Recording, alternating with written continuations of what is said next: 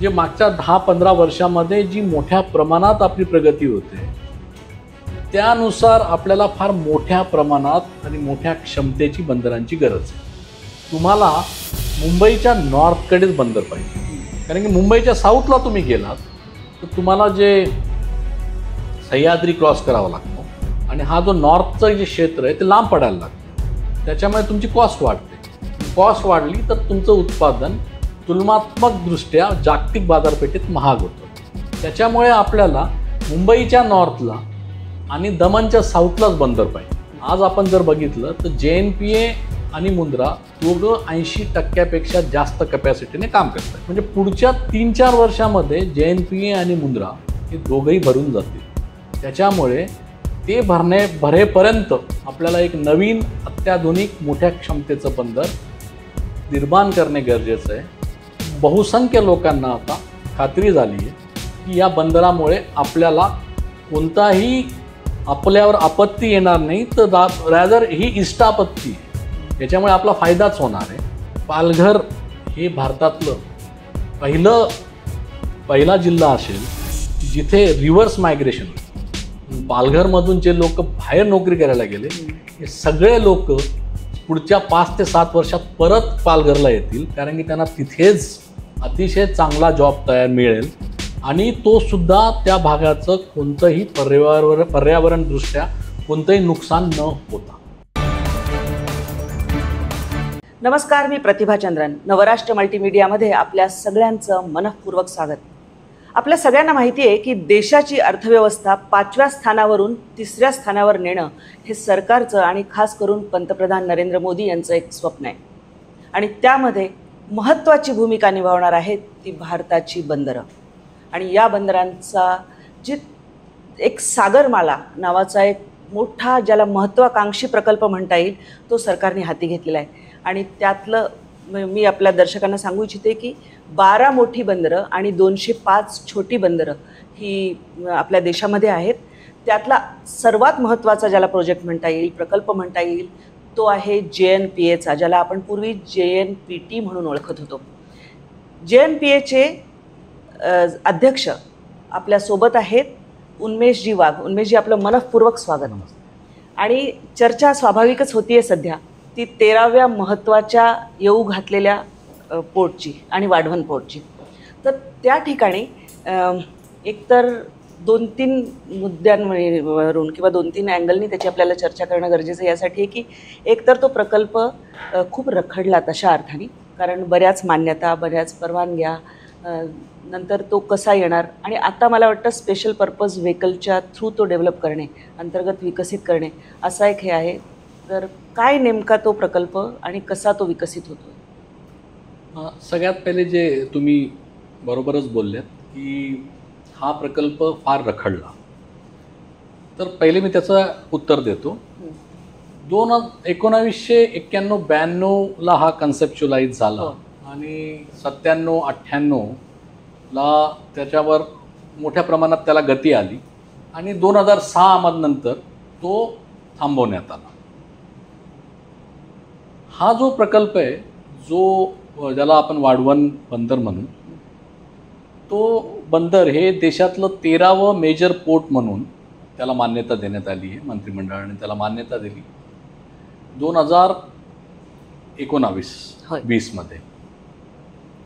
हा जो प्रकल्प आहे हा देशाच्या मारिटाईम जे काही आपले उद्देश आहे त्याच्यामधला सगळ्यात मोठा प्रकल्प असा प्रकल्प आहे।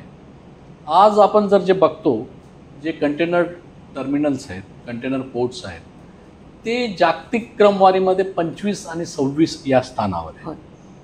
तुम्ही आत्ताच कार्यक्रमाच्या सुरुवातीला जेव्हा बोलल्यात की आपल्याला जागतिक 3री व्यवस्था बनायचं आहे, अर्थव्यवस्था बनवायचं आहे, आणि यासाठी सगळ्यात महत्त्वाचं आहे की आपला जो आयात आणि निर्यात जी आहे ती मोठ्या प्रमाणात व्हायला पाहिजे। 1947 पासून ते आजपर्यंत जर आपण बघितलं तर देशाची जशी जशी प्रगती झाली तशा बंदरांचं निर्मिती झाली। परंतु जे मागच्या 10-15 वर्षामध्ये जी मोठ्या प्रमाणात आपली प्रगती होते त्यानुसार आपल्याला फार मोठ्या प्रमाणात आणि मोठ्या क्षमतेची बंदरांची गरज आहे. स्पेशली जे आपण कंटेनर वाहतूक ज्याला म्हणतो त्यासाठी आपल्याला अजून फार मोठ्या क्षमतेच्या बंदरांची गरज आहे. आज जे 21 मिलियन TEUs, एक कंटेनर एक TEU आपण असं म्हणतो. बरोबर. तर दर्शकांसाठी फक्त सांगते TEU म्हणजे काय ते 20 फीट इक्विव्हॅलंट युनिट म्हणजे TEU तुमच्या माहितीसाठी. म्हणजे एक जे छोटं कंटेनर आहे त्याला एक TEU म्हणतो. येस. तर मागच्या वर्षी आपली जी एक्झिम कंटेनर जी हाताळणी झाली ती साधारणतः 22 मिलियन TEU होती. याच्यापैकी 75% ही वेस्ट कोस्टला झाली आणि ती बहुतांश मुंद्रा, JNPA आणि पिपावाने केली. त्याच्यामुळे जे आपले सगळे उद्योगधंदे जे हे इंडस्ट्रीयल गुड्स बनवतात आणि त्यांची जी निर्यात होते तर हे 3 बंदरं सांभाळतात आणि त्यात 75% कॅपॅसिटी हे 3 बंदर आहेत. त्यातली 65% JNPA आणि मुंद्राच करतात. आणि जी पुढे पण पुढच्या 10-15 वर्षामध्ये जी वाढ होणार आहे ती 70% ह्याच भागात होणार आहे. जसं की north India, western India, Gujarat, Maharashtra, Goa, Telangana, Madhya Pradesh, western UP. तर ही सगळी वाढ ह्याच भागात होणार आहे. आणि यासाठी तुम्हाला मुंबईच्या नॉर्थकडेच बंदर पाहिजे. कारण की मुंबईच्या साऊथला तुम्ही गेलात तर तुम्हाला जे सह्याद्री क्रॉस करावा लागतो आणि हा जो नॉर्थचं जे क्षेत्र आहे ते लांब पडायला लागतं. त्याच्यामुळे तुमची कॉस्ट वाढते आणि कॉस्ट वाढली तर तुमचं उत्पादन तुलनात्मकदृष्ट्या जागतिक बाजारपेठेत महाग होतं. त्याच्यामुळे आपल्याला मुंबईच्या नॉर्थला आणि दमनच्या साऊथलाच बंदर पाहिजे. त्याच्यामुळे वाढवणशिवाय असं बंदर दुसरीकडे होऊच शकत नाही. त्याच्यामुळे एक मोठं बंदर वाढवणला निर्माण होणं ही काळाची गरज आहे. आपल्याकडे चॉईस नाही आहे. बरोबर. आणि तो सुद्धा बंदर लवकरात लवकर करणे गरजेचं आहे. कारण की आज आपण जर बघितलं तर JNPA आणि मुंद्रा दोघं 80% जास्त कॅपॅसिटीने काम करत आहेत. माझी कॅपॅसिटी पुढच्या वर्षी 10 मिलियन TEUs होईल आणि त्यानंतर माझ्याकडे जागाच नाही आहे JNPA. मुंद्राने पण कॅपॅसिटी इन्क्रीजचा प्रस्ताव ठेवला आहे पण आज त्याची कॅपॅसिटी नाही आहे. म्हणजे पुढच्या 3-4 वर्षामध्ये JNPA आणि मुंद्रा हे दोघंही भरून जातील. त्याच्यामुळे ते भरेपर्यंत आपल्याला एक नवीन अत्याधुनिक मोठ्या क्षमतेचं बंदर निर्माण करणे गरजेचं आहे. म्हणून वाढवण. यामध्ये महत्त्वाच्या गोष्टी आहेत की JNPA बरोबर मॅरिटाईम बोर्ड आहे, महाराष्ट्र मॅरिटाईम बोर्ड. आणि आणखी त्याच्यासाठी 2-3 गोष्टी. एक म्हणजे त्याचं ऑपरेशन्स, नंतर फंडिंग आणि बाकी सगळे त्याच्या परवानग्या आहेत, एन्व्हायरमेंटल क्लिअरन्सेस वगैरे वगैरे. या सगळ्यामध्ये आपण आत्ता कुठल्या स्टेजवर आहोत? जी, आता जेव्हा वाढवणला फेब्रुवारी 20ला 13वं बंदर म्हणून मेजर पोर्ट म्हणून आपण मान्यता दिली केंद्रीय मंत्रिमंडळाने, तेव्हा जे सांगितलं होतं की 74% याच्यातला भाग JNPAचा राहील, 26% महाराष्ट्र मॅरिटाईम बोर्ड राहील आणि VPPL Vadhavan port private limited ही कंपनी याची निर्मिती करेल. त्याच्यामुळे SPV. त्याच्यामुळे हे फिक्स झालंय. केंद्र शासन याच्यामध्ये एकही पैसा लावणार नाही. JNPAने आणि MMBने तो पैसा उभा राहायचा, मुख्यतः JNPAने. त्याच्यामुळे फंड, पहिली गोष्ट, हा प्रोजेक्टच्या सगळ्या परवानग्या, इन्व्हायरमेंटल क्लिअरन्स असो किंवा पब्लिक इन्व्हेस्टमेंट बोर्डचं त्याच्या खर्चाची मान्यता असो किंवा कॅबिनेट क्लिअरन्स असो, ते सगळं झालं आहे. म्हणजे आता कोणतीही परवानगी बाकी नाही. राहिलं फंडिंगचं, तर पहिल्या टप्प्यामध्ये साधारणतः 48,000 करोड लागणार आहेत. त्याच्यातले जवळजवळ 30,000 करोड ही VPPL कंपनी लावणार आहे आणि बाकी PPP ऑपरेटर्स लावणार आहेत. तर याच्यापैकी 13,000 करोड जे आहेत ते इक्विटी आहे, बाकी लोन आहे. तर जी 13,000 करोडची इक्विटी आहे त्याच्यात 9,000 करोड JNPAने टाकायचे आहेत, 3,500 करोड MMBने टाकायचे आहे. JNPAकडे तेवढे पैसे आहेत. बरोबर. MMBने, महाराष्ट्र गव्हर्नमेंटने लिहून दिलं आहे की आम्ही त्याला सपोर्ट देऊ. त्याच्यामुळे इक्विटीचा काही प्रश्न नाही आहे. आता आम्ही त्याचं स्ट्रक्चर असं करतोय की साधारणतः आम्हाला एक जे कर्ज लागणार आहे ते फारसं लागणार नाही आहे. साधारणतः एक 7-8 हजार करोड कर्ज लागेल. आणि मला सांगायला इतका आनंद होतो की ही प्रोजेक्ट इतका चांगल्या प्रकारे आम्ही कन्सीव्ह केलेला आहे, त्याची संकल्पना इतकी चांगली आहे की पॉवर फायनान्स कॉर्पोरेशनने आम्हाला सँक्शन लेटर पण पाठवून दिलं आहे 22,000 करोडचं. भारताच्या सगळ्या फायनान्शियल इन्स्टिट्यूट्स या प्रोजेक्टमध्ये यायला उत्सुक आहेत. त्याची 2 कारणं आहे की हा प्रोजेक्ट सॉलिड आहे आणि या प्रोजेक्टशी सहभागी होणं हे एक प्रेस्टिजियस मानलं जायला लागलं आहे. कारण की यानंतर एवढा मोठा प्रोजेक्ट भारताच्या मॅरीटाईम सेक्टरमध्ये शक्यता असणार नाही, कारण की अशी जागाच उपलब्ध नाही आहे. त्याच्यामुळे हा भविष्याचा वेध घेणारा आणि पुढील 50 वर्ष देशासाठी राबणारा किंवा देशासाठी उपलब्ध असणारा हा प्रोजेक्ट असणार आहे. त्याच्यामुळे सगळ्या फायनान्शियल इन्स्टिट्यूट खूप मोठ्या प्रमाणात लॉबिंग करतायत की आमचे पैसे घ्या. त्याच्यामुळे एक गोष्टही ADB, world bank, Japanese JICA fund यांनी सुद्धा मीटिंग्स केलेल्या आहेत आणि प्रथम दर्शन ते लोकांनी सांगितलं की आम्ही याला फंडिंग करायला उत्सुक आहोत. बाकीचे डिटेल्स आता 1-2 महिन्यात क्लिअरच होत. त्याच्यामुळे सगळ्या परवानग्या आल्या आहेत. फंडिंगचा काही प्रश्न नाही आहे. काही जी रोड, रेल्वे हे NHAI स्वतः करणार आहे, वेस्टर्न रेल्वे स्वतः करणार आहे.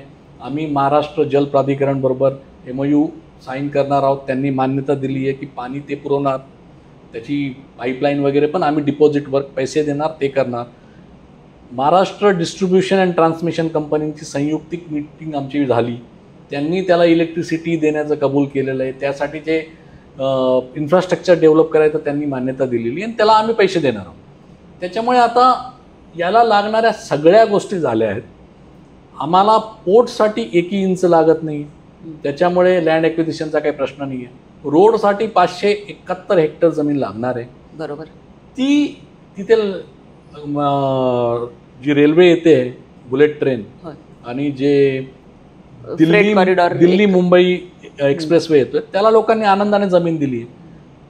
तो तसाच मोबदला NHAI पण देईल ॲक्विजिशनला, म्हणून त्या जमिनीला पण काही प्रॉब्लेम नाही आहे.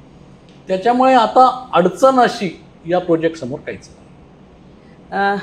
दर्शकांसाठी महत्त्वाचं म्हणजे की कुठलाही एखादा जेव्हा बंदर किंवा पोर्ट जेव्हा डेव्हलप केला जातो तेव्हा त्याच्यासोबतचं जे वाहतुकीचं जाळं आहे यातायातसाठी लागणारं, कारण रेल्वेची वाहतूक त्याच्याशी जोडणारी, रस्ते वाहतूक त्याच्याशी जोडणारी, हे सगळं महत्त्वाचं असतं.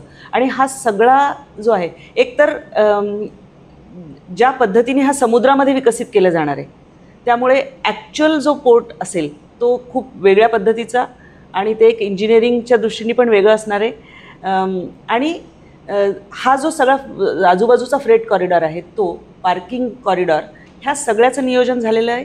जी, तुम्ही महत्त्वाचा मुद्दा सांगितला की हा एक इंजिनिअरिंग मार्वल तर असणारच आहे, कारण की जगात न होणाऱ्या काही गोष्टी इथे होणार आहेत. बरोबर. सगळ्यात महत्त्वाचं म्हणजे हा समुद्रात 6 किलोमीटर आहे. 1448 हेक्टर जमीन आम्ही समुद्रात निर्मित करतो. दुसरं एक 10 किलोमीटरची ब्रेक वॉटर, कारण की पाणी शांत राहायला पाहिजे. जर आपल्याला जहाज तिथे थांबून त्यांच्याहून माल वाहतूक करायची असेल त्याला ट्रँक्विलिटी म्हणतो. त्यासाठी एक 10 किलोमीटरहून जास्त एक ब्रेक वॉटर बनणार आहे. ती जगात सगळ्यात मोठी असणार आहे. त्यानंतर जे काही त्याचे जे ऑपरेशन्स आहे हे पूर्णतः सुरुवातीपासून ग्रीन पॉवरने होणार आहे. तिथे कोणत्याही पद्धतीचे डिझेल इन्क्लुडिंग ज्या ट्रक्स आमच्या यार्ड, म्हणजे जिथे बर्थ असतो तिथून यार्डपर्यंत जी वाहतूक असते ती सुद्धा ग्रीन ट्रक्सनेच होणार आहे. म्हणून सुरुवातीपासून ग्रीन असणारं हे पोर्ट जागतिक याच्यात पहिलंच राहणार आहे. त्याच्यामुळे एवढ्या मोठ्या आकाराचं, एवढ्या मोठ्या रिक्लेमेशनचं, एवढ्या मोठ्या ब्रेक वॉटरचं आणि पूर्णतः ग्रीन अशी ही पोर्टची निर्मिती ही जागतिक बंदर क्षेत्रामध्ये ही पहिल्यांदाच होणार आहे. त्याच्यामुळे खूप गोष्टी इथे पहिल्यांदाच घडणार आहेत. किती TEU कपॅसिटी एनहान्स करणार आपण, कारण एक क्षमता खूप, आणि दिवसेंदिवस आपला जो सगळाच एकंदर आयात निर्यातीचा हे आहे तो वाढत जाणार आहे. तर यामध्ये कपॅसिटी एनहान्समेंट हा जो भाग आहे तो, आणि त्याचा विस्तार करण्याची म्हणजे एनहान्स पुढे अजून एक्सटेन्शनची क्षमता ती किती असेल तिथे? हे 2029ला पहिला टप्पा होईल आणि 2034 नंतर दुसरा टप्पा पूर्ण होईल. तो पहिल्या टप्प्यामध्ये साधारणतः जितकी JNPAची कॅपॅसिटी होईल म्हणजे 10.4 मिलियन TEUs तेवढं तो पहिल्या टप्प्यात होईल. आणि जेव्हा दोघं टप्पे पूर्ण होतील तर साधारणतः 24 मिलियन TEU याची कॅपॅसिटी राहील. त्याच्यामुळे ह्या बंदराचं स्थान जागतिक 10 बंदरांमध्ये राहील, जे आज JNPA मुंद्रा हे 26-25 अशा क्रमांकावर आहे. त्याच्यामुळे या बंदरामुळे आपण जागतिक बंदरांच्या 10च्या आत बंदरांमध्ये आपण जाऊ, क्रमवारीमध्ये आपण मोठी झेप घेणार आहोत. आणि त्याबरोबरीनं तिथे मल्टीपर्पज बर्थ पण आहेत, चार लिक्विड बर्थ आहे, जे roll on and roll out जे आपण म्हणतो रो वेसल्स त्यासाठी एक बर्थ आहे, आणि कोस्ट गार्डला पण आम्ही एक बर्थ देणार आहोत. एक महत्त्वाचा मुद्दा, जेव्हा एवढा मोठा प्रकल्प उभा राहणार असतो, आपण मागच्या सगळ्या संघर्षात नको जाऊया आणि त्याचा राजकीय बाजूवरही आपण काही बोलणार नाही आहोत, पण स्थानिक लोकांचा एक प्रश्न असतो की त्यांची जी परंपरागत व्यवसाय असतो म्हणजे मासेमारी असेल किंवा अन्य असेल आणि जमिनी शेती ह्या सगळ्या जाण्याची त्यांना एक भीती असते आणि त्या भीतीमधून बहुतांश प्रकल्पांना विरोध होतो. हा सगळा विरोध मावळून आता त्या ठिकाणी आणि भूमिपुत्रांना नोकऱ्या मिळतील की नाही हा एक प्रश्न असतो. काय तुमची पॉलिसी असणार आहे की या स्थानिकांमध्ये कुठलाही रोष संघर्ष राहता कामा नये, नंबर 1. नंबर 2, त्यांना तिथे जर रोजगाराच्या प्रत्यक्ष आणि अप्रत्यक्ष दोन्ही प्रकारच्या संधी जास्त उपलब्ध झाल्या तर स्वाभाविकच प्रकल्पाकडे पाहण्याचा दृष्टिकोन बदलतो. मी थोडं सविस्तर याविषयी बोलेल. आपण जो सांगितला की जो स्थानिकांचा विरोध होता आणि खूप मोठ्या प्रमाणात होता, त्यांचे 5 मुद्दे महत्त्वाचे होते. पहिला मुद्दा त्यांचा हा होता की आमचं स्थलांतर होणार. दुसरा त्यांचा मुद्दा असा होता की इथे एवढं मोठं बंदर येईल तर पाणी आमच्या घरात गावात शिरेल. तिसरा मुद्दा त्यांचा होता की इथे तुम्ही क्रूड ऑइल आणाल, रिफायनरी लागेल, प्रदूषण होणार. चौथा मुद्दा त्यांचा होता की इथे एक शंखोदर म्हणून एक स्थळ आहे ज्याची खूप मान्यता आहे, ते बुडेल. ते बुडलेलंच असतं म्हणजे ते नष्ट होईल. आणि 5वा जो मुद्दा होता की मासेमारींवर विपरीत परिणाम होईल आणि आमची मच्छीमारी जे पारंपरिक व्यवसाय तो बंद होईल. तर आम्ही याच्यामध्ये सुरुवातीचा जो आमचा आराखडा होता त्याच्यामध्ये असे बदल केले की यांचे सगळे जे मुद्दे आहेत त्यांना आम्ही समाधान केलं. त्यांचं सगळ्यात महत्त्वाचं होतं की आम्ही समुद्रात 6 किलोमीटर गेल्यामुळे कोणत्याही प्रकारचं फ्लडिंग होणार नाही आणि त्याचा पूर्ण सायंटिफिक अहवाल आला आहे. दुसरं, आम्ही 1 इंचही जागा घेणार नाही, त्याच्यामुळे स्थलांतराचा काही प्रश्न येईल. तिसरं, आम्ही अप्लायच केलं नाही एक क्रूड जेट्टी बांधायला आणि इन्व्हायरमेंटल परवानगीच नाही आहे आम्हाला ती बांधायची, त्याच्यामुळे तो क्रूडच येणार नाही तर रिफायनरीचा प्रश्नच राहतो. म्हणजे आमच्या बंदरात तरी क्रूड येणार, तो एक विषय संपला. चौथा जो शंखोदराचा विषय होता, तर आम्ही 6 किलोमीटर आत गेल्यामुळे शंखोदराला आम्ही स्पर्शही करत नाही, त्याच्यामुळे तोही मुद्दा निकाली निघाला. पर्यावरणाची हानी जर म्हटला तर आम्ही एक मँग्रोव जे आहे त्याला सुद्धा आम्ही टच करत नाही, त्याच्यामुळे तोही निकाली निघाला. आता राहतो एक मच्छीमारांचा प्रश्न. तो मच्छीमार तिथे लाखो स्क्वेअर किलोमीटरमध्ये मच्छीमारी करतात. आमचं बंदर फक्त 30 स्क्वेअर किलोमीटरमध्ये असणार आहे. त्याच्या आसपास, त्याच्या पुढे मागे सगळीकडे ते मच्छीमारी करायला बिलकुल मोकळे. आम्ही जिथे बंदर करत आहोत तिथे ज्यांचे डोल नेट, गिल नेट आहेत जे स्थलांतरित होतील, त्याला जी भरपाई महाराष्ट्र गव्हर्नमेंटची पॉलिसी आहे त्याने आम्ही पूर्ण लाईव्हलीहूड जाईल त्याची असं समजून देणार आहे. ते स्थलांतरितच होणार आहे. टेम्पररी 2-3 महिन्याचाच प्रश्न आहे, तरीसुद्धा आम्ही त्यांना योग्य ती भरपाई देणार आहे आणि त्यांच्या मच्छीमारांना त्यांच्या मच्छीमारासाठी कुठेही जायला ते मोकळे असते. त्याच्यामुळे त्यांचे जे काही हे 5-6 प्रश्न होते त्याची समाधानकारक आम्ही तोडगा काढलेला. त्याच्यामुळेच बहुसंख्य लोकांना आता खात्री झाली आहे की या बंदरामुळे आपल्याला कोणताही आपल्यावर आपत्ती येणार नाही, तर रॅदर ही इष्टापत्ती आहे. याच्यामुळे आपला फायदाच होणार आहे, कारण की या पोर्ट क्षेत्रावर आधारितच साधारणतः 12 लाख रोजगार निर्माण होणार आहे. आणि त्याच्यावर डिपेंडंट साधारणतः तो 10चा रेशो असतो, हो. तर 10 पटीने इतर जॉब तयार होतात. तर साधारणतः करोड जॉब त्या भागात तयार होईल. आणि मी तुम्हाला आज हे पूर्ण माहिती आणि पूर्णपणे माहिती घेऊन आणि सांगू इच्छितो की पालघर हे भारतातलं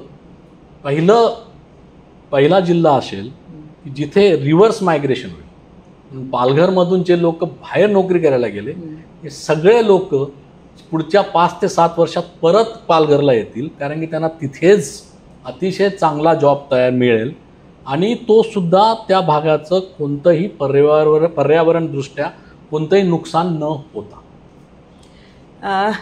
हे आपण मानवी ह्याच्याबद्दल बोललो, पर्यावरणाबद्दल बोललो. कार्बन क्रेडिट आणि कार्बन फुटप्रिंट हा एक भाग असतो आणि आपल्याला सस्टेनेबल डेव्हलपमेंटचे जे सगळे उद्दिष्ट आहेत त्याच्यामध्ये कार्बन क्रेडिट हे करणे खूप महत्त्वाचं आहे. त्यासाठी खास पावलं काय उचलली जात आहेत इथे जी वेगळी आहेत यापूर्वीच्या प्रयत्नांपेक्षा? कारण वेळ बदलते, जसं जसं आपण पुढे जातो तसं तसं काही आणखी त्याच्यामध्ये ॲडव्हान्समेंट्स होत जातात.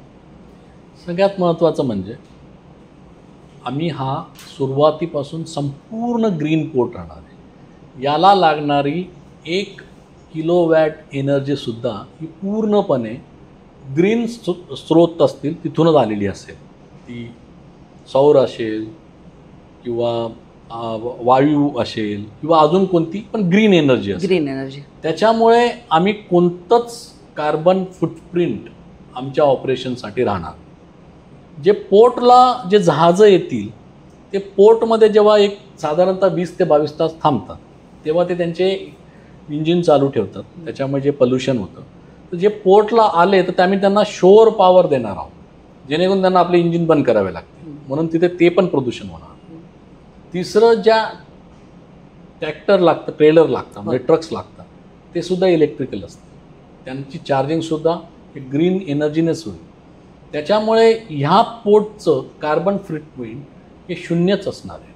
त्याच्यामुळे आम्हाला त्याच्यात पूर्णतः कार्बन क्रेडिट मिळेल आणि जगातला हा पहिला पोर्ट असेल जो त्याच्या पहिल्या हाताळणीच्या क्षमतेपासून पूर्णतः हरित असेल.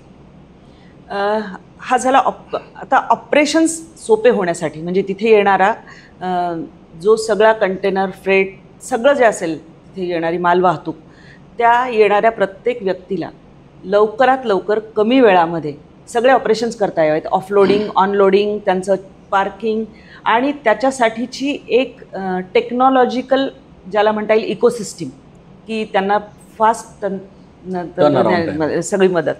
तर ह्यासाठी काय काय नवीन ॲडव्हान्समेंट तुम्ही जो प्रश्न आता विचारला आहे त्याच्यामध्ये टर्न अराउंड टाईम 2 प्रकारे असतात. एक तर टर्न अराउंड टाईम व्हेसल, ते आलं ते फटकन गेलं पाहिजे. करेक्ट. आणि दुसरं टर्न अराउंड टाईम जे तुमचे ट्रॅक्टर ट्रेलर असतात त्यांचं. तर JNPAचा टर्न अराउंड टाईम जागतिकरित्या सुद्धा फार जगातल्या पहिल्या 10 ते 15 पोर्ट इतका कमी आहे. आणि हेच पोर्ट हे पण पोर्ट बनवतं आहे, म्हणजे आमची याच्यामध्ये मास्टरी आहे. त्याच्यामुळे या पोर्टचा टर्न अराउंड टाईम हा JNPA इतका तरी किंवा त्याच्यापेक्षा कमीच असणार आहे, याची आम्ही तुम्हाला खात्री देतो. राहिली गोष्ट जे ट्रॅक्टर टर्न अराउंड टाईम आहे, JNPAमध्ये सुद्धा इम्पोर्ट आणि एक्सपोर्टचा ड्वेल टाईम हा जो वर्ल्ड कस्टम ऑर्गनायझेशनने ठरवलेला आहे त्याच्यापेक्षा खूप कमी आहे. आणि आम्हीच ह्या प्रोजेक्टचे निर्माते आहोत, तर जे आमचे जे अनुभव आहे तो इथे कामीच येणार आहे. त्याच्यामुळे हा पोर्ट JNPAपेक्षाही जास्त कार्यक्षम कसा राहील, कारण की JNPA पोर्ट हा बनलेला होता, त्याच्यामुळे त्याच्यात काही रेस्ट्रिक्शन्स होते आम्हाला इम्प्रूव्हमेंट. इथे आम्हाला माहीत आहे की कसा पोर्ट बनला पाहिजे जेणेकरून टर्न अराउंड टाईम हा वेसल असो किंवा ट्रॅक्टर ट्रेलर असो याचा कमीत कमी राहावा. ते आम्ही बनवतानाच त्याची काळजी घेऊ, म्हणून हा JNPAपेक्षाही जास्त कार्यक्षम असा राहील.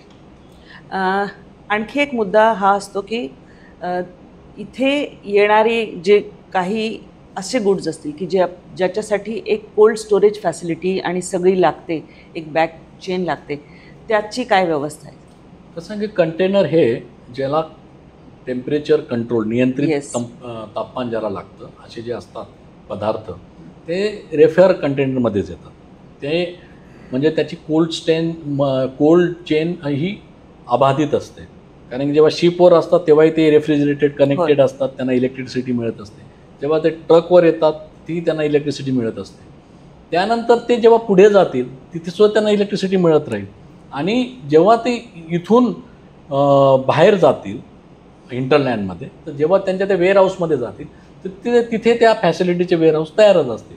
त्याच्यामुळे पण हे सगळं प्रायव्हेट सेक्टर करेल बाहेर. आम्ही फक्त जहाजीमधून उतरून तो दुसऱ्या ट्रकवर किंवा रेल्वेमध्ये तिथे सुद्धा त्याला रेफर इलेक्ट्रिसिटीसाठी मिळेल याची व्यवस्था करू. मात्र पुढे इंटरलँडमध्ये जशी मागणी आहे तसे पुरवठ्याप्रमाणे वेगळे कोल्ड स्टोरेजेस तयार होतील. कुठल्या कुठल्या राज्यांना प्रामुख्याने हे जोडलं जाईल आणि कुठल्या देशांशी इथून आपण काही हे करू शकणार आहोत? जे आयात निर्यात आहे हा संपूर्ण जगाशी होणार आहे. बरोबर. त्याच्यामुळे जगातले जेवढेही पोर्ट्स आहेत ते याला कनेक्ट होतील.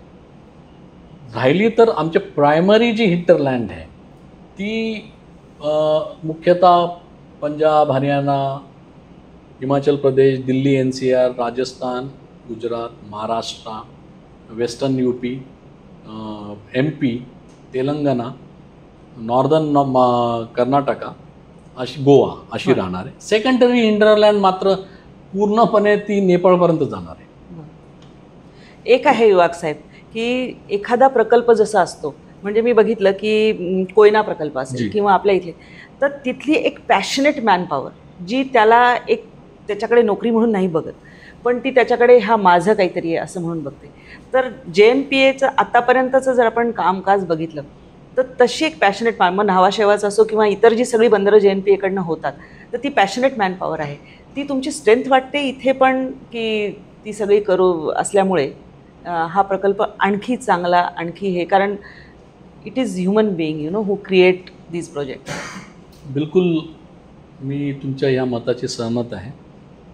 सगळ्यात मुख्य घटक या सगळ्यात टेक्नॉलॉजी आहे, पैसा आहे, या सगळ्या गोष्टी सेकंडरी आहेत. तर मुख्य घटक याचा तिथलं मनुष्यबळ, तिथली व्यक्ती, तिथले माणसं हे केंद्रस्थानीच आहे.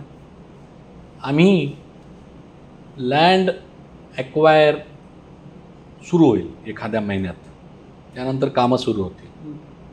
त्याच्या आधी जेव्हा पब्लिक हिअरिंग झाली किंवा जेव्हा आम्हाला सगळ्या मान्यता मिळाल्या तेव्हासुद्धा मी हे लोकांना सांगितलं होतं की आम्ही स्थानिक लोकांना त्यांना कुशल करू, त्यांच्यासाठी स्किल करू आणि मगच पुढे जाऊ. त्या दृष्टीने आम्ही आजही आमची तयारी पूर्णतः कंप्लीट होत आली आहे. आम्ही एक चॅट बॉक्स तयार करतो आहे.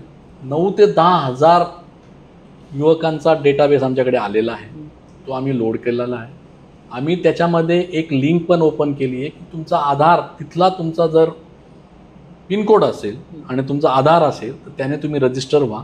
तुमच्याकडे काय क्वालिफिकेशन आहे त्यात कळवा. आम्ही 28 ते 30 स्किल सेट डेव्हलप केलेले आहेत. तुम्ही नाव नोंदवा की आम्हाला याच्यामध्ये इंटरेस्ट आहे. 15 ऑगस्टला च्या आधीच आम्ही स्किलिंग सुरू करणार आहोत. आणि जेव्हा डिसेंबर नंतर बांधकाम असो किंवा नंतर त्याचा ऑपरेशन्स असो, तेव्हा जे आम्ही 12 लाख प्लस रोजगारची जी गोष्ट केली आहे त्याला हा स्थानिक माणूस आहे तो सगळ्यात पहिले कुशल असेल तर त्याला पहिले त्याचा अधिकार राहील, हे आम्ही इन्श्युअर करू. त्याच्यामुळे पोर्टचं काम करण्याच्या आधी आम्ही हे करत आहोत. एक पहिलं. दुसरं, आम्ही स्थानिकांना मोठ्या प्रमाणात जागरूक करणार आहोत. मोठ्या प्रमाणात त्यांना वेगवेगळे व्याख्यानं असो किंवा त्यांच्याशी भेटून, त्यांना काही लोकांना भेटवून हे सांगायचा प्रयत्न करतो आहे की तुम्ही जमीन विकू नका, तुम्ही सगळे एकत्र या, मगरपट्टा स्टाईलने या किंवा याने या, आणि इथे कॉमन इन्फ्रास्ट्रक्चर, मग वेअरहाऊस असतील किंवा छोटे मोठे हॉटेल्स असतील, हे तुम्ही बनवा. कारण की विकून कारण की पैशांना, जमिनीला तिथे 3-4 पट तर भाव आत्ता चालेल, अगदी 10 पट येतील. पण तुम्ही आज विकलं तर त्याचा फायदा काय? त्यापेक्षा तुम्ही हे सगळ्यांनी एकत्र आले आणि त्याच्यातून काही निर्मिती केली तर तुम्हाला कायमस्वरूपी एक मिळकत राहील. आणि जे आम्हीच तुम्हाला जे बोललो की ह्या सगळ्या यूथला रजिस्टर करून त्यांना जे आम्ही स्किलिंग करणार आहोत. डेव्हलपमेंट. त्याच्यातून सुद्धा एक मोठ्या प्रमाणात एक त्यांना रोजगाराची संधी मिळेल. आणि नंतर ज्या ट्रक्स लागणार आहे, त्यानंतर ज्या क्वेरी लागणार आहेत, त्या सुद्धा लोकलच लोकांच्या राहाव्यात आणि लोकलच लोकांना त्याच्यात सहभागी व्हावं. यासाठी आम्ही विशेष परिश्रम तर घेणारच आहोत आणि इन्शुअर करणार आहोत की ते तसं व्हावं. याच्यानेच आणि आम्ही जवळजवळ 10,000 लोकांना पालघरहून JNPA व्हिजिट करवली आणि त्यांना दाखवलं की पोर्ट काय असतो. स्थानिक लोकांना भेटवलं, स्थानिक कामगार लिडर्सला भेटवलं आणि त्यांना म्हटलं की तुम्ही यांना विचारा. तर सगळ्यांनी त्यांना एकमत होऊन सांगितलं की आम्ही पण अपोज केला होता, पण आज सगळी समृद्धी यांच्यामुळे, या पोर्टमुळे आहे. आणि अजून हा उपक्रम आम्ही चालूच ठेवणार आहोत. पुढच्या 3-4 महिन्यात प्रत्येक घरातला एक माणूस तरी हा JNPAला व्हिजिट केलेला असेल. आणि हेच आमचं परिश्रम असेल किंवा आमची हीच योजना असेल, आज आमचा कार्यक्रम असेल, जेणेकरून एवढ्या प्रमाणातला असलेला विरोध आता नगण्य याच्यापर्यंत आलेला आहे. त्याच्यामध्ये हेच एक कारण आहे. वाघसाहेब, तुम्ही सविस्तरपणे या प्रकल्पाबद्दल सांगितलं. खूप खूप आभारी आहोत. आणि हा प्रकल्प 24 तास म्हणजे ऑपरेशनल ज्याला म्हणता येईल 24/7 असा असणार आहे. यामुळे बऱ्याचशा भागाशी, क्षेत्राशी जोडलं जाणार आहे. रोजगार निर्मिती होणार आहे. कौशल विकासासाठी जे लागतात प्रयत्न ते आधीच सुरू होणार आहेत. तुम्हाला या प्रकल्पाबद्दल काय वाटतं? तुमच्या काही सूचना आहेत का? त्या आमच्या या कमेंट बॉक्समध्ये कळवायला विसरू नका. त्या अवश्य कळवा. त्या आम्ही तुम्हाला JNPAशी जोडून देण्याचा दुआ असू. आणि तुम्हाला काही तुमचे कन्सर्न्स असतील, काही प्रश्न असतील, तेही अवश्य कळवा. तुर्तास नमस्कार. नवराष्ट्राच्या आमच्या चॅनलला सबस्क्राईब करायला विसरू नका, हेही मी सांगेन. सर, धन्यवाद. थँक्यू.